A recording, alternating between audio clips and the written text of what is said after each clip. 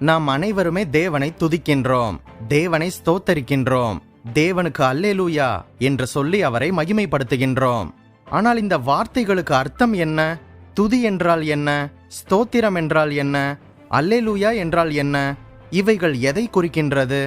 எபிரேய மொழியில் துதிப்பதற்கு பயன்படுத்தப்பட்டிருக்கும் யாதாவ், தெஹில்லா, தோதா, ஹல்லேல், பராக், பாவால் இந்த வார்த்தைகளுக்கு அர்த்தங்கள் என்ன?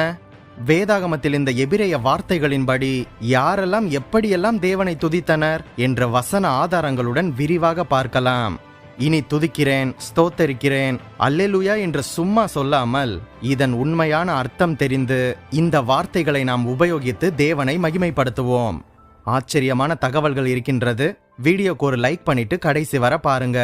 ஒருவேளை நமது சேனல் நோட்டிபிகேஷன்ஸ் உங்களுக்கு வரவில்லை என்றால் சப்ஸ்கிரைப் செய்து பெல் பட்டனை கிளிக் செய்து ஆல் என்கின்ற ஆப்ஷனை செலக்ட் செய்து கொள்ளுங்கள். முதலாவதாக இந்த 3 பற்றி சுருக்கமாக பார்த்து விடுவோம். துதி என்பது ஒருவரின் தன்மையை அல்லது அவர் நமக்கு செய்தவற்றை சொல்லி அவரை புகழ்வது, மகிமைப்படுத்துவது. ஸ்தோத்திரம் என்பது ஒரு சமஸ்கிருத வார்த்தை. ஸ்தோத்திரம் என்பதற்கு தமிழில் நன்றி என்று அர்த்தம். அல்லேலூயா என்கின்ற எபிரேய வார்த்தைக்கு தமிழில் தேவ நாமம் மகிமைப்படுவதாக, ஆங்கிலத்தில் பிரைஸ் த லார்ட் என்று அர்த்தம். சரி, இவற்றை பற்றி விரிவாக ஆழமாக தியானிக்கலாம். முதலாவது துதி என்றால் என்ன என்பதை பற்றி பார்ப்போம். நான் முன்பு சொன்னது போல துதி என்றால் ஒருவரின் தன்மையை அல்லது அவர் நமக்கு செய்தவற்றை சொல்லி சொல்லி அவரை புகழ்வது, மகிமைப்படுத்துவது. நமது தமிழ் வேதாகமத்தில் துதி, துதியுங்கள், துதிப்பேன், துதித்து என்கின்ற வார்த்தைகள் மொத்தம் 252 முறை வருகின்றது. இவைகள் எல்லாமே தமிழில் ஒன்றாக நமக்கு தெரிந்தாலும் எபிரேய மொழியில் வெவ்வேறாக இருக்கின்றது. இதற்கு நிகரான எபிரேய ஒரு வார்த்தைகளும் இதை பற்றி ஆழமாக நமக்கு உணர்த்துகின்றது. துதி என்று தமிழ் வேதாகமத்தில் வரும் இடங்களில் ஆங்கிலத்தில் க்ளோரி, பிரைசிங், பிளஸ், பிரே மற்றும் தேங்க்ஸ் என்கின்ற அர்த்த வித்தியாசங்களுடன் காணப்படுகின்றது. ஆனால் எபிரேய மொழியிலோ தெஹில்லா, யாதாவ், ஹல்லேல், தோதா, ஜாமார், பராக், பாவால் என்று அதிகமாக சொல்லப்பட்டிருக்கின்றது. இவைகளை பற்றி ஒவ்வொன்றாக பார்ப்போம். முதலாவதாக ஆதியாகமம் 29ஆம் அதிகாரம் 35வது வசனம். மறுபடியும் அவள் கர்ப்பவதியாகி ஒரு குமாரனை பெற்று இப்பொழுது கர்த்தரை துதிப்பேன் என்று சொல்லி அவனுக்கு யூதா என்று பெயரிட்டாள் என்று பார்க்கின்றோம்.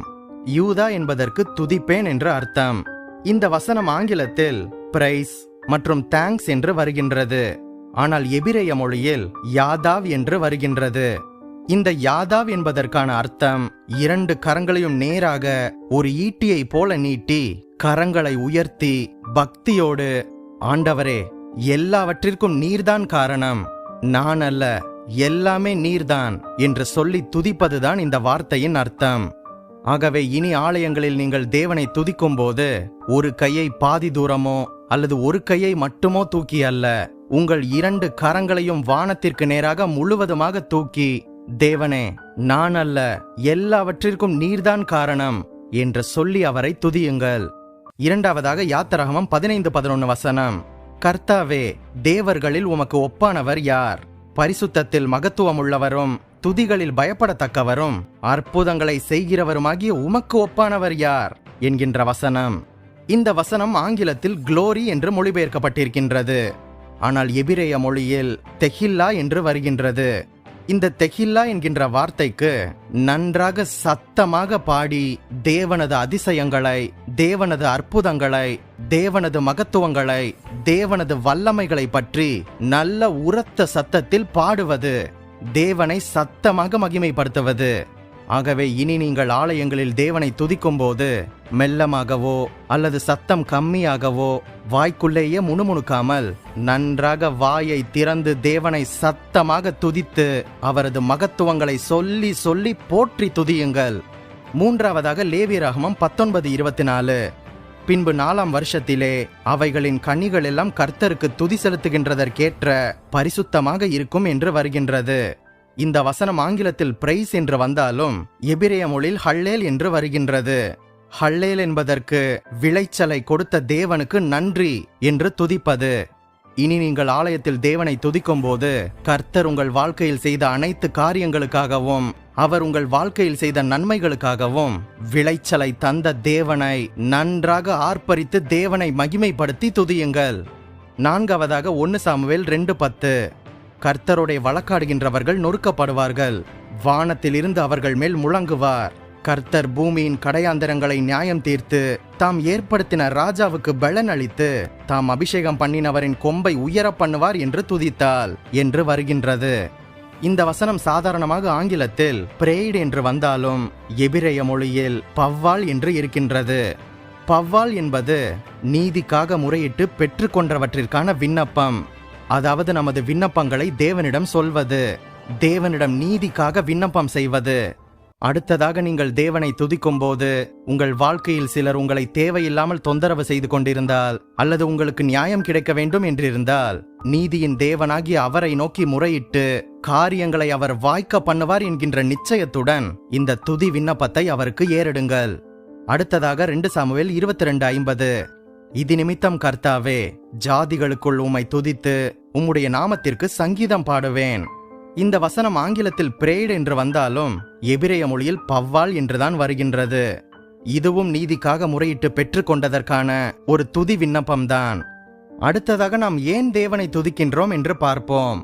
நாம் ஏன் தேவனை துதிக்கின்றோம் என்றால், அவர் என்னவாக இருக்கின்றாரோ, அவர் என்ன செய்திருக்கின்றாரோ, அவர் என்ன சொல்லி இருக்கின்றாரோ, அவர் என்ன செய்வேன் என்று உங்களுக்கு வாக்குத்தத்தம் செய்திருக்கின்றாரோ, அதற்காக நாம் ஜெபத்தினாலும் பாடல்கள் மூலமாகவும் தேவனுக்கு நன்றியையும் துதியையும் ஸ்தோத்திரங்களையும் புகழ்ச்சியையும் நமது உள்ளத்தின் ஆழத்திலிருந்து அவருக்கு தெரிவிக்கின்றோம். அவர் நமது துதிகளுக்கு பாத்திரமாக இருக்கின்றபடியினாலே நாம் இவ்வாறு அவரை துதிக்கின்றோம். அது மாத்திரமல்ல, இப்படி செய்வதுதான் சரியானது என்று சங்கீதம் 148 லூக்கா 19:37, ரோமர் 15:10-11 மற்றும் எபிரேயர் 2:12 வசனங்கள் சொல்கின்றது. அடுத்ததாக நாம் எப்போது கர்த்தரை துதிக்க வேண்டும் என்று பார்ப்போம். முதலாவதாக அதிகாலையிலிருந்து இரவு வரை, சூரியன் உதிக்கும் திசை தொடங்கி அது அஸ்தமிக்கும் திசை மட்டும் கர்த்தருடைய நாமம் துதிக்கப்படுவதாக என்று சங்கீதம் 113:3 வசனம் சொல்கின்றது. இரண்டாவதாக நாள்தோறும் என் வாய் உமது துதியினாலும் நாள்தோறும் உமது மகத்துவத்தினாலும் நிறைந்திருப்பதாக என்று சங்கீதம் 71:8 சொல்கின்றது. மூன்றாவதாக நமது உயிர் உள்ளவரை நான் உயிரோடு இருக்கும் மட்டும் கர்த்தரை துதிப்பேன் என்று சங்கீதம் 148:2 வசனத்தில் பார்க்கின்றோம். நான்காவதாக எக்காலத்திலும் அவர் துதி எப்போதும் என் வாயில் இருக்கும் என்று சங்கீதம் 34:1 சொல்கின்றது. ஐந்தாவதாக மனசோர்வு மற்றும் கலக்கங்கள் மற்றும் கவலைகள் ஏற்படும் நேரங்களில், என் ஆத்துமாவே நீ ஏன் கலங்குகின்றாய், ஏன் எனக்குள் திகைக்கின்றாய், தேவனை நோக்கி காத்திரு, என் முகத்திற்கு இரட்சிப்பும் என் தேவனுமாக இருக்கின்றவரை நான் இன்னும் துதிப்பேன் என்று சங்கீதம் 42:11 வசனம் சொல்கின்றது. கடைசியாக எல்லாவற்றிற்காகவும் தேவனை துதிக்க வேண்டும். நம்முடைய கர்த்தராகிய இயேசு கிறிஸ்துவின் நாமத்தினாலே எப்போதும் எல்லாவற்றிற்காகவும் பிதாவாகிய தேவனை ஸ்தோத்தரியுங்கள் என்று எபேசியர் 5:20 பார்க்கின்றோம். அடுத்ததாக எங்கே நாம் கர்த்தரை துதிக்க வேண்டும் என்று பார்ப்போம். முதலாவதாக மகா சபையிலே, சபை நடுவிலே உம்மை துதிப்பேன் என்று சங்கீதம் 22:22 சொல்கின்றது. இரண்டாவதாக மக்களுக்குள்ளே, ஆண்டவரே ஜனங்களுக்குள்ளே உம்மை துதிப்பேன் என்று சங்கீதம் 57:9 வசனம் சொல்கின்றது. மூன்றாவதாக அவரது பிரகாரங்களில், அவர் பிரகாரங்களில் புகழ்ச்சியோடும் பிரவேசித்து என்று சங்கீதம் 104 சொல்கின்றது. நான்காவதாக மூப்பர்களின் சங்கத்தில், அவரை உயர்த்தி மூப்பர்களின் சங்கத்திலே அவரை போற்றுவார்களாக என்று சங்கீதம் 107:32 சொல்கின்றது. நான்காவதாக ஜாதிகளுக்குள்ளே, கர்த்தாவே ஜனங்களுக்குள்ளே உம்மை துதிப்பேன், ஜாதிகளுக்குள்ளே உம்மை கீர்த்தனம் பண்ணுவேன் என்று சங்கீதம் 108:3 பார்க்கின்றோம். ஆறாவதாக அநேகருக்கு நடுவில், அநேகர் நடுவிலே அவரை புகழுவேன் என்று சங்கீதம் 109:30 சொல்கின்றது. ஏழாவதாக சபையிலே, சபையிலே வைத்து தேவனை துதிக்க வேண்டும் என்று சங்கீதம் 149:1 வசனம் சொல்கின்றது. எட்டாவதாக பரிசுத்த ஸ்தலத்திலே, பரிசுத்த ஸ்தலத்தில் வைத்து தேவனை துதிக்க வேண்டும் என்று சங்கீதம் 150:1 வசனம் சொல்கின்றது. இப்படியாக நாம் தேவன் யார் என்பதை பற்றி நாம் தேவனை துதித்து, தேவனின் மகத்துவங்களை பற்றி அவரை துதித்து, தேவனின் வல்லமையான கிரியைகளை பற்றி அவரை துதித்து, அவர் செய்த நன்மைகளுக்காக அவரை துதித்து, தேவனுக்கு மகிமையான துதிகளை ஏறெடுத்து கொண்டே இருக்கும்போது உங்கள் விண்ணப்பங்கள் அனைத்தும் விரைவாக நிறைவேறும். உங்களது தேவையானது அனைத்தும் சீக்கிரமாக உங்களுக்கு கொடுக்கப்படும். ஆச்சரியமான வெற்றி வாழ்க்கை உங்களுக்கு உண்டாகும். நீங்கள் ஆசீர்வதிக்கப்பட்டவர்களாக இருப்பீர்கள் என்பதில் சந்தேகமே இல்லை. துதிப்பவர்கள் என்றும் தோற்று போக மாட்டார்கள் அல்லவா? சரி, அடுத்ததாக ஸ்தோத்திரம் என்றால் என்ன என்பது பற்றி பார்ப்போம். ஸ்தோத்திரம் என்கின்ற சமஸ்கிருத வார்த்தைக்கு தமிழில் நன்றி என்று அர்த்தம். இந்த ஸ்தோத்திரம் என்கின்ற வார்த்தை தமிழ் வேதாகமத்தில் 106 முறை காணப்படுகின்றது. ஆங்கிலத்தில் பிளஸட் மற்றும் பிரைஸ் என்று வருகின்றது. ஆதியாகமம் 24:27 வசனத்தில், என் எஜமானனாகிய ஆபிரகாமின் தேவனாய் இருக்கின்ற கர்த்தருக்கு ஸ்தோத்திரம். And he said, Blessed be the Lord God of my master Abraham என்று வருகின்றது. ஆனால் எபிரேய மொழியில் பாராக் என்று வருகின்றது. இந்த எபிரேய மொழியான பாராக் என்றால் முழங்கால் படியிட்டு தேவன் செய்த நன்மைகளுக்காக அவருக்கு நன்றி சொல்வது என்று அர்த்தம். இப்போது அநேக சபைகளில் சேர் போட்டுவிட்டதினால் அநேகம் பேர் முழங்கால் படியிட்டு தேவனை துதிக்க வாய்ப்பு கிடைப்பதில்லை.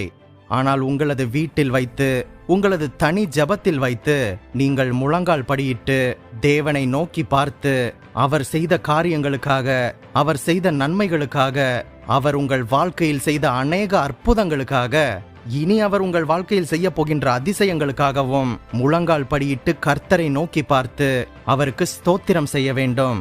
அதாவது அவருக்கு நன்றி செலுத்த வேண்டும். உங்கள் வாழ்க்கையில் அவர் அநேக நன்மைகளை உங்களுக்கு செய்திருக்கின்றார் அல்லவா? அதற்காக அவருக்கு ஸ்தோத்திரம் பண்ணுங்கள், நன்றி செலுத்துங்கள். ஒருவேளை சிலர் என் வாழ்க்கையில் தேவன் எதுவுமே செய்யவில்லையே என்று கேட்டால், நீங்கள் உயிரோடு இருக்கின்றீர்கள் அல்லவா? உங்களை தேவன் பாதுகாத்து இந்நாள் வரையிலும் நடத்தி இருக்கின்றார் அல்லவா? அதற்காக நீங்கள் தேவனுக்கு நன்றி சொல்லுங்கள். நன்றி சொல்ல காரணம் அவசியம். நாம் உயிர் வாழ்வதே அவருக்கு நன்றி செலுத்ததான். நாம் உயிர் வாழ்வதே அவருக்கு ஸ்தோத்திரம் செய்யதான். நாம் உயிர் வாழ்வதே அவரை ஆராதிக்கதான் அல்லவா? கடைசியாக அல்லேலூயா என்பதன் அர்த்தம் பற்றி பார்ப்போம். அல்லேலூயா என்கின்ற எபிரேய வார்த்தைக்கு தமிழில் தேவநாமம் மகிமைப்படுவதாக என்று அர்த்தம். இந்த அல்லேலூயா என்ற வார்த்தைக்கு ஆங்கிலத்தில் பிரைஸ் டு த லார்ட் என்று வருகின்றது. வானத்தையும் பூமியையும் அண்ட சராசரங்களையும் உண்டாக்கிய சர்வ வல்லமையுள்ள கர்த்தருக்கு துதியும் கனமும் மகிமையும் புகழும் சதா காலங்களிலும் உண்டாயிருப்பதாக என்பதன் சுருக்கம்தான் இந்த அல்லேலூயா என்கின்ற வார்த்தை. இது சங்கீதம், வெளிப்படுத்தின விசேஷம் ஆகிய 2 புஸ்தகத்தில் மாத்திரம்தான் இடம்பெற்றிருக்கின்றது. சங்கீதத்தில் 22 முறையும், வெளிப்படுத்தின விசேஷம் 19ஆம் அதிகாரத்தில் 4 முறையும் ஆக 26 முறை மட்டுமே பயன்படுத்தப்பட்டுள்ளது. அதுபோக வேதாகமத்தில் இந்த அல்லேலூயா என்கின்ற வார்த்தை சங்கீதம் 104ஆம் அதிகாரம் 35ஆம் வசனத்தில்தான் முதலில் பயன்படுத்தப்பட்டுள்ளது என்பது குறிப்பிடத்தக்கது. நம் அனைவருக்கும் தெரிந்த தாவீது தேவாதி தேவனை உயர்த்தி அவருடைய மகத்துவத்தையும் பராக்கிரமத்தையும் புகழ்ந்து பாட இந்த அல்லேலூயா என்கின்ற வார்த்தையை உபயோகித்திருக்கின்றார். அளவிட முடியாத தேவனது கிருபைகளுக்கு நன்றி செலுத்தி அவரை உயர்த்தி அல்லேலூயா என்று பாடியிருக்கின்றார். வெளிப்படுத்தின விசேஷத்தில் கூட அல்லேலூயா என்பது வெற்றி பாடலாக பாடப்படுகின்றது. மகா வேசியான பாபிலோனை நியாயம் தீர்த்தபோது ஆர்ப்பரிப்பின் தொனியாக இந்த அல்லேலூயா பாடப்படுகின்றது. 24 மூப்பரும் 4 ஜீவன்களும் விழுந்து வணங்கும் தொழுகையின் தொனியாக இந்த அல்லேலூயா பாடப்படுகின்றது. இப்படியாக இந்த அல்லேலூயா என்கின்ற வார்த்தை சிங்காசனத்தில் இருந்து பிறந்த ஒரு பெரும் தொனியாக பாடப்படுகின்றது என்பதை நாம் அறிந்து கொள்ள முடிகின்றதல்லவா? இப்படியாக மகத்துவமானவரின் மகத்துவத்தையும் பராக்கிரமசாலியானவரின் பராக்கிரமத்தையும் அவரது அற்புதங்களையும் கிருபைகளையும் வல்லமைகளையும் உணர்த்தி கூறும் அற்புதமான அல்லேலூயா என்கின்ற வார்த்தை மிகவும் அர்த்தம் வாய்ந்தது. இந்த அல்லேலூயா என்கின்ற வார்த்தை பிற மொழிகளில் அல்லேலூயா என்று லத்தீன் மொழியில் உச்சரிக்கப்படுகின்றது. அல்லேலூயா என்று கிரேக்க மொழியில் உச்சரிக்கப்படுகின்றது.